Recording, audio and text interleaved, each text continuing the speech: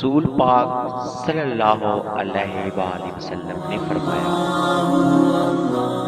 3 मौक़ों पर दुआ मांगो, उस वक्त दुआ रद्द नहीं होगी। पहला, जब जिस्म कांप उठे। दूसरा, दिल में खौफ आ जाए। तीसरा, आंखों में आंसू जारी हो जाएं। रसूल पाक सल्लल्लाहु अलैहि वसल्लम ने फरमाया, अल्लाह उसके चेहरे को रोशन करे जो हदीस सुनकर दूसरों को पहुंचाए। आमीन।